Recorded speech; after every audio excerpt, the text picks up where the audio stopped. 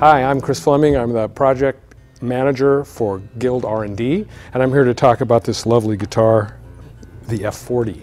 What I really like about this instrument is its size. It's got a smaller body. It's really excellent for fingerstyle, which is my favorite style of playing acoustic guitars. And it's got a lot of clarity, but it's warm as well. It's got a red spruce top.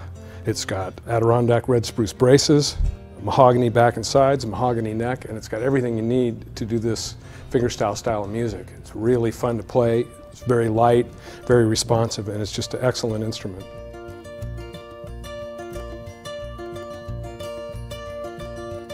I believe folk music was starting to come in. The smaller body guitars were very popular, and especially for folk style music. And around the time that this guitar was first designed, I think the smaller body guitars were quite in vogue. And I think at the time Guild decided to fit into that folk market that was happening in the 50s then. A radius of this size, a 30-foot radius, would be if you drew a circle, a 30-foot radius circle, and then take whatever section you need for the width of the guitar. And in all directions, it's like in a bowl that's got a 30-foot radius. So it's very slight. You can barely see the radius. If you look at the side of the guitar, you can see it slightly. And if you look at the guitar from the neck to the butt, you can see that it has a slight curve, and that would be the radius.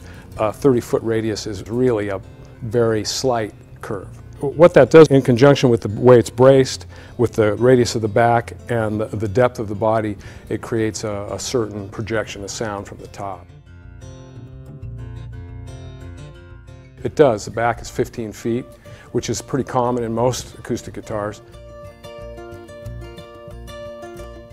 The neck on this guitar is very comfortable, especially for fingerstyle. It's not too wide or narrow at the nut. It has a very comfortable, even neck thickness all the way through the play of the neck, and the way it transitions into the heel is very comfortable for playing up higher in the neck. Nitrocellulose lacquer is really the material of choice for high quality instruments.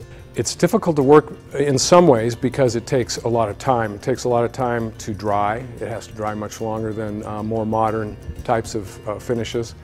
And the sanding and buffing of it is very specific. You have to be very careful when you sand it. You have to be very careful when you buff it. It can melt, or what we call burn, very easily. So it takes a lot of care. But on the other side of that, you get a very thin, very uniform, hard finish that is very musical. It allows a lot of the tones to resonate out of the tone woods in the guitar, and it doesn't damp any of the sound that's happening with the instrument. The other thing that's interesting about nitrocellulose lacquer is that over a period of time, the gases in the finish continue to gas off, and the finish will get thinner and thinner over time and get harder, and also be more open sounding. So it's one of the features of a really high quality guitar is that over the years it sounds better and better because the woods break in and change molecularly to be more resonant. So after X amount of years, the instrument mellows to be much more than it was when it was new.